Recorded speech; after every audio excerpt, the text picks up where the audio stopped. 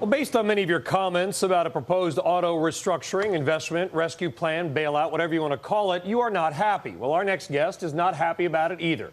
Peter Kaufman is president and head of restructuring at the Gordian Group. He literally makes his living helping to restructure companies, and he says what the government is doing is simply all wrong. Peter, welcome to the program. Good morning. All right, you believe that private capital has to get involved because the government is simply an inefficient user of money and has no real incentive to do this in the most efficient way.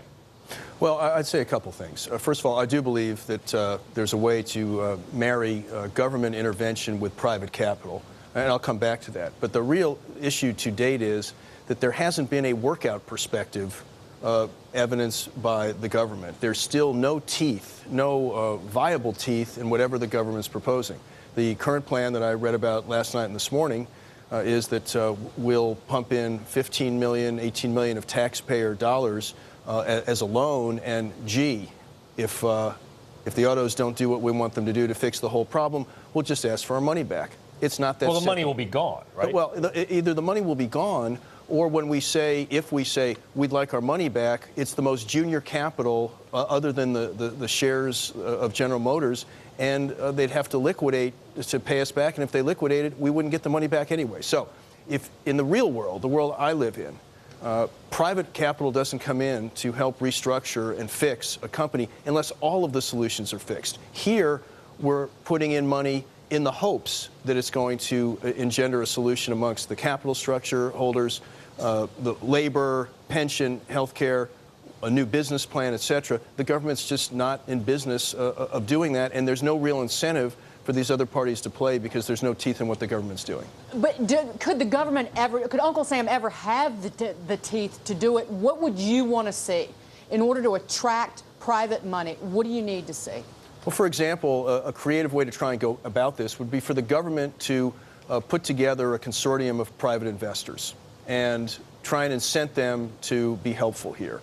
And the government could say to the autos, you need to cut a deal within the next 90 days. These are the people you're going to cut the deal with, or else. And the or else can be, whatever. But Peter, are the private investors there, though? I mean, if private capital was interested, you'd have seen the money come into these companies already, would you have not? Not necessarily. The government could say, we're going to be your battering ram to get you your best deal with General Motors, for example.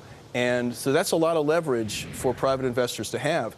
In my scenario, taxpayer money would go in, but only if all the problems would be solved. And so after a restructuring takes place through Chapter 11, then the taxpayers could invest in the new company, and they'd do it at maybe some multiple of investor price. So the taxpayers would get upside for the government having used its clout to force a deal, and the investor group would have an immediate bonus for having participated here.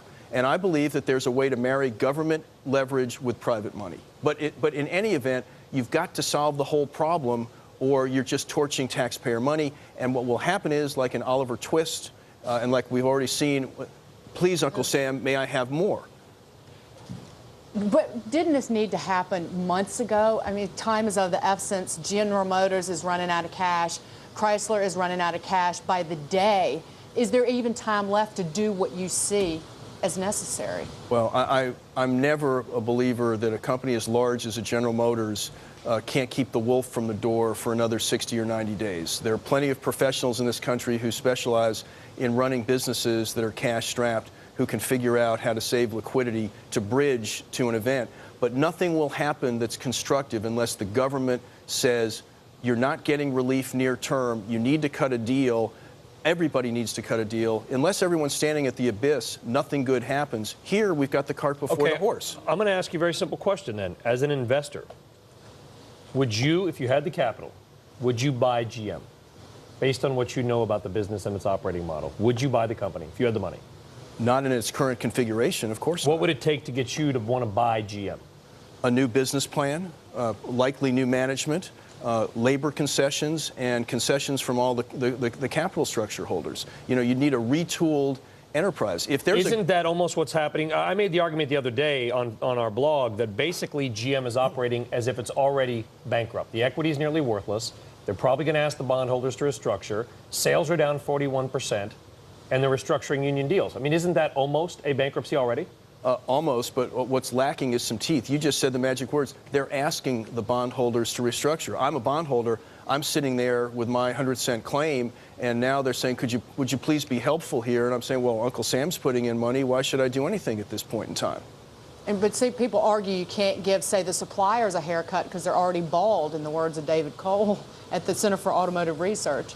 At Gordian Group, we solve these problems routinely. If I had a nickel for every company said, oh my gosh, we can't do this, that's a sacred cow, you don't understand, I'd be very wealthy. There are always ways to do things if people have a deep incentive to get them done, if there's some teeth in what the government's trying to do. The government's not in the business of vetting business plans, fixing capital structures and the like, and I'm a big believer that taxpayer money shouldn't be committed unless it's part of an overall solution. Well, if you listen to the men and women on Capitol Hill, you'd think that they're all experts in the auto industry, the banking industry, the housing industry, the financial industry.